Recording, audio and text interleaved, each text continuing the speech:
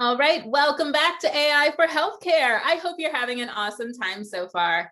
Our next speaker is Enrico Santus. He is a data science leader PV at Bayer. Please join me in welcoming him to our virtual stage. Hi, Patricia, thanks. So let me share my screen.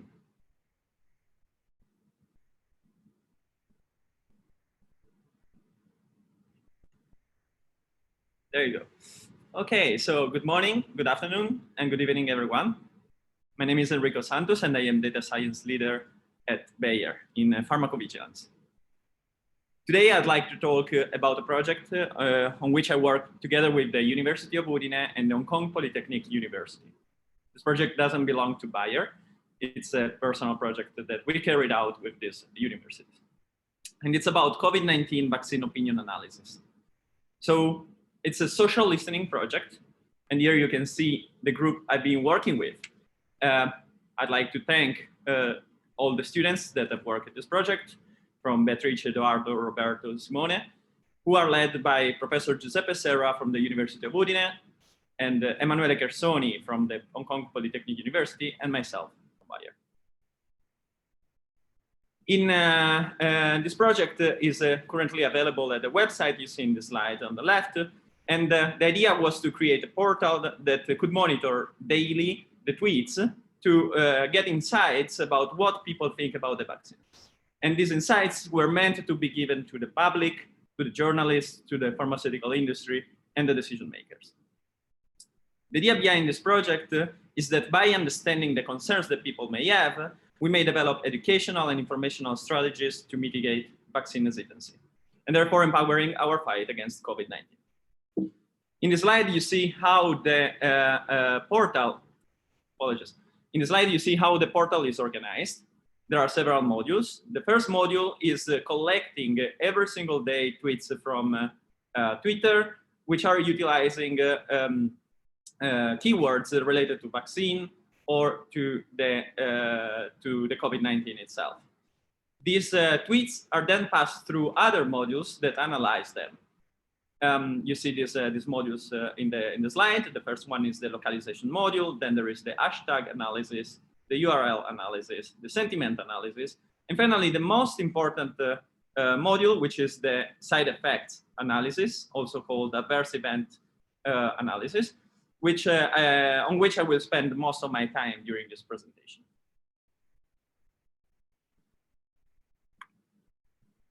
Here we get to the localization module.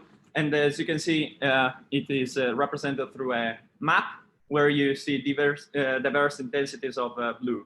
The part of the map with darker blue are those where there are more tweets, and of course, the other way around for the lighter blue.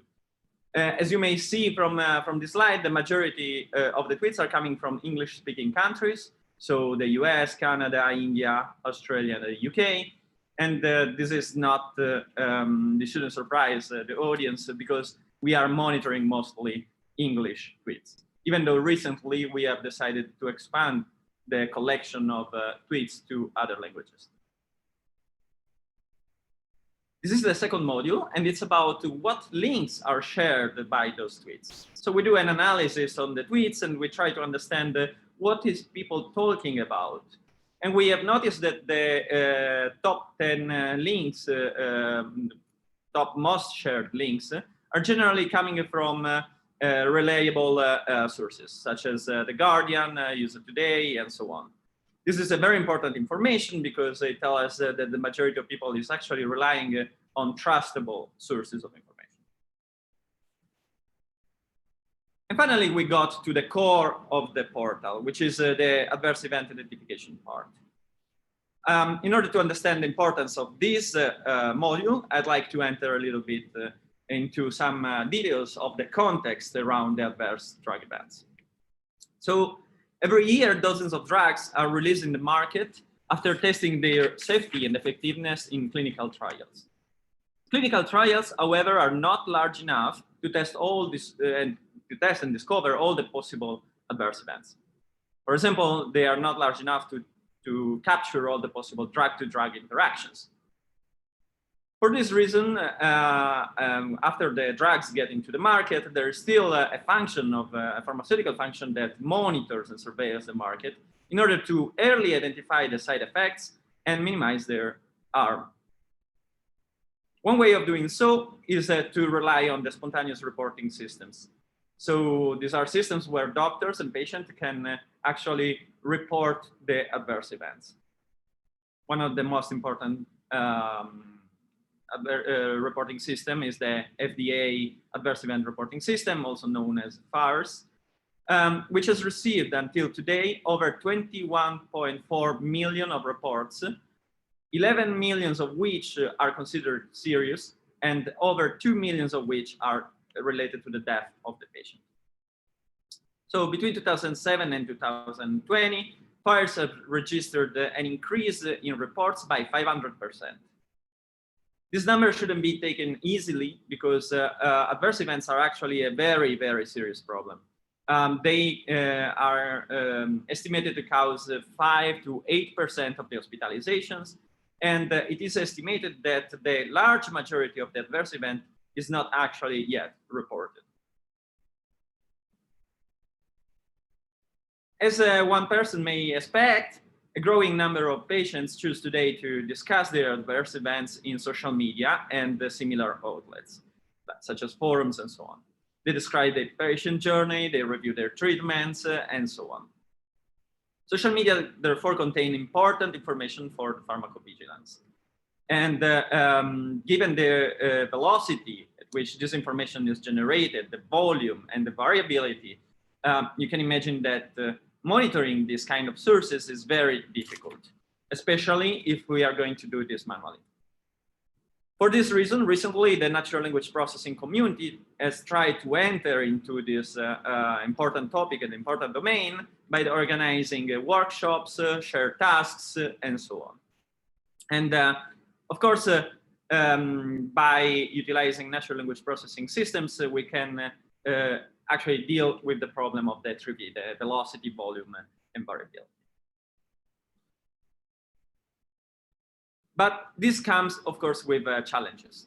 Among the challenges, there is the fact that the large majority of tweets, even those that are mentioning vaccines and COVID-19, are not about side effects. So there is a large number of unrelated posts.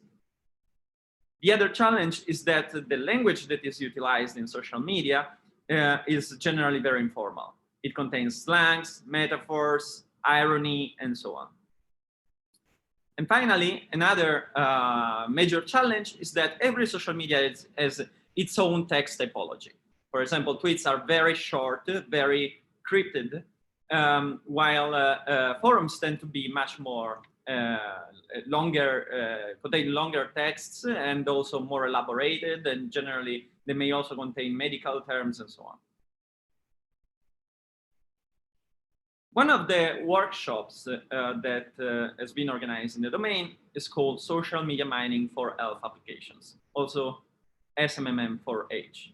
It's a yearly competition to which several people participate by sending their system and seeing the performance on a test set which is blind, which is not known in advance. So in this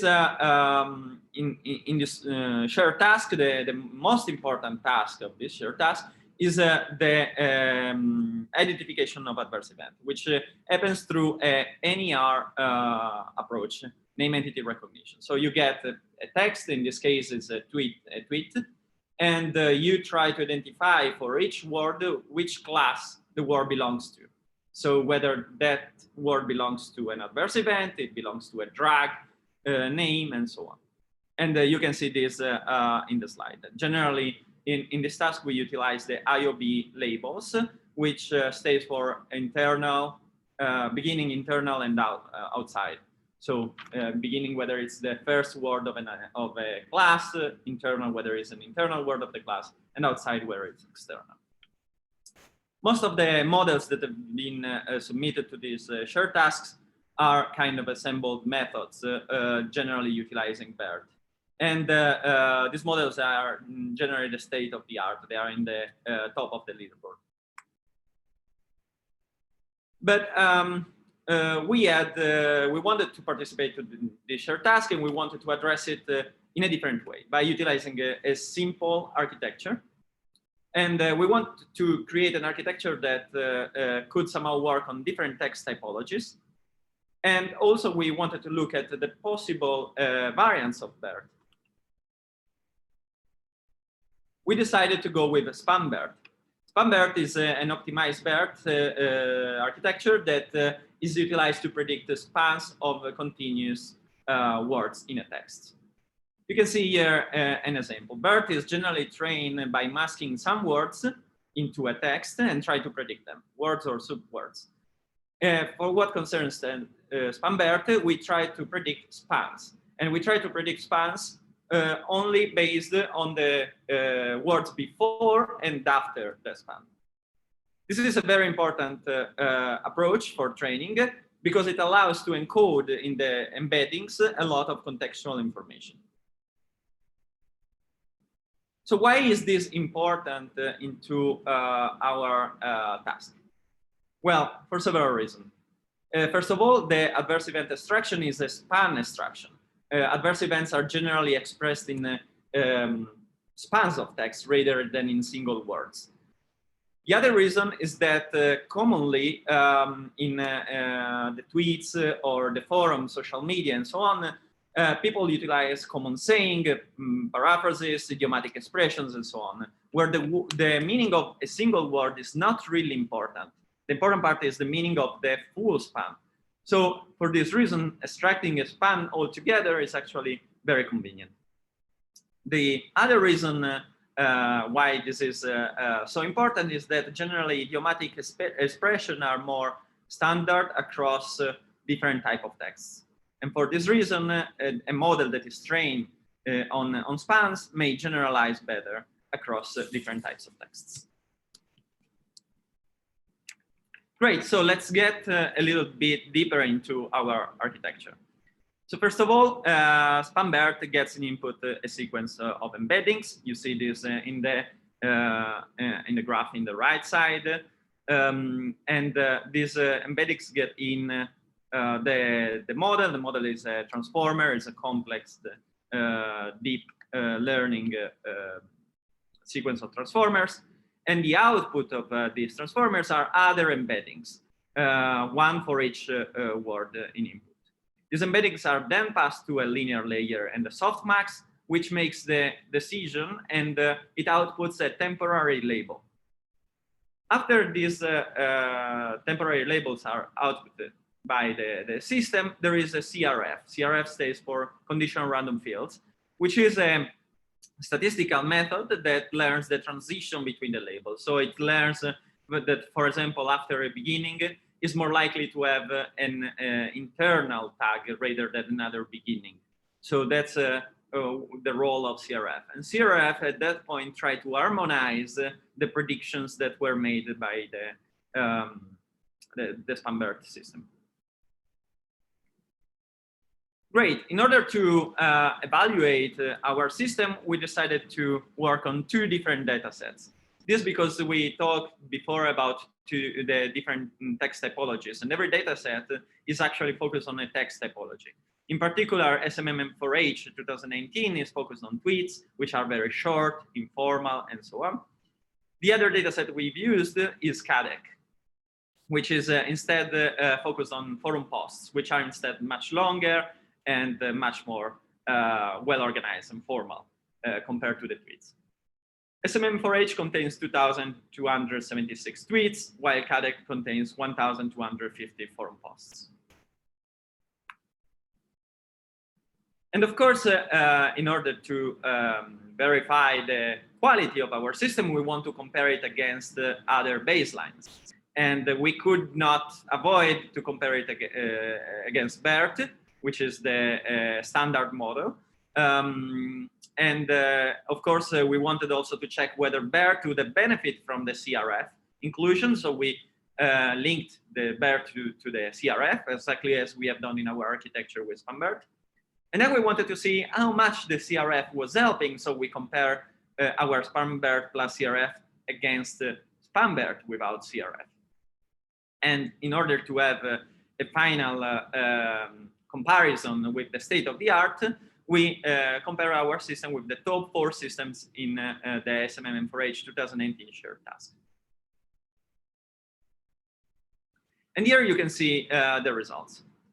So as you can see from this table, our SpanBERT plus CRF actually outperforms all the other systems by a large margin, generally significant one, except for the partial F1 on SMM4H, but that's the only case.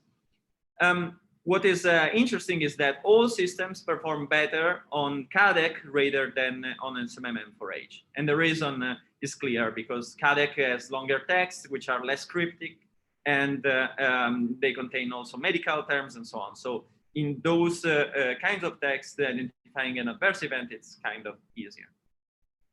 What is also interesting is that our system, together with the other BERT style system, is outperforming the best model in the state of the art. So that's another piece of information that is interesting.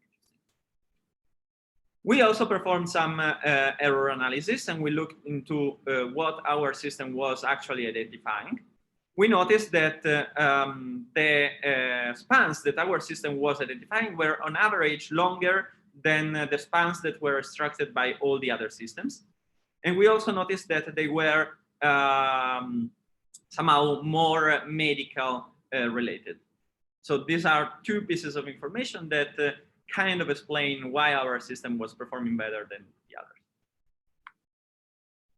We also submitted our system to the SMM4H challenge, and it's currently in the best performing system in the leaderboard. It's an international leaderboard, so this is a good result for our team. Together with this, we wrote a follow-up paper that was recently awarded as the best IBM short paper at the Workshop for Health Intelligence in 2021, a couple of months ago. Well, so now that I have explained the architecture, I can go back to the portal. You remember there was this portal that was getting tweets every day and analyzing them. We have seen the localization map. We have seen the other modules, like the links that were used. Now let's look at the adverse event. You see in this slide that there is a word cloud, and in this word cloud there are exactly side effects and adverse events. And you see that the size of the words is somehow proportional to their frequency in the tweets. In the bottom of the slide, you see that there are some switches. You can turn them on and off in the website in order to decide whether you want only to see the side effects related to one vaccine rather than another, or you can turn all of them on so that you can see basically the side effects for all the cases. This word cloud is also clickable. So if you click on any of the side effects that are present here, you're gonna get a pop-up window in which you will see all the tweets that are mentioning that specific side effect, like in this slide. And these tweets are also analyzed by sentiment. So you have a green tweet if the sentiment is positive, you have a red tweet if it's negative, or you have a gray one if it's neutral. What is interesting is that you can look at those tweets and kind of have also some understanding of why people are talking about these side effects. In some cases, they are really complaining about side effects. In some other cases, they are reporting a news, and so on. Another piece of information that we provide in our portal is the correlation between a specific side effect and a given vaccine. So, for example, as you can see from this slide, you may see that allergic reaction is highly correlated with Pfizer and Moderna, while headache is highly correlated with AstraZeneca. Our system was utilized in the last month also to monitor the situation with AstraZeneca. What we found is that the cloth that was actually one of the major topics in tweets became very, very dominant in the last few weeks. after it was discovered. So you can actually learn quite a lot by utilizing this website to get insights about the adverse events and so on. So far, we have utilized this system only for vaccine opinion analysis with the aim to extract insights to mitigate eventually vaccine hesitancy. But this approach can be applied to any drug in the future, and it can also be applied to any source of information in the future. We have decided to work on tweet and on Twitter just because Twitter is very easy to monitor, but there are of course other kind of sources that can be monitored. They include, for example, call center reports, chatbots, and so on. So this is something that we are working on. In the future, we may have extension of this portal, and I'm very happy if you are interested. If you want to contact us for any question, feel free to do so. Thanks a lot. Thanks to my team, and thanks to the audience for listening. Awesome. Thank you so much, Enrico. If you could stop sharing your screen, I know the audience wants to give you a huge virtual round of applause. Thank you. Thank you. All right, for the audience, it's time for you to make your way to your next session. Along the way, make sure you accept those connection requests and check out our amazing AI exhibits. Thanks so much, and we'll see you around.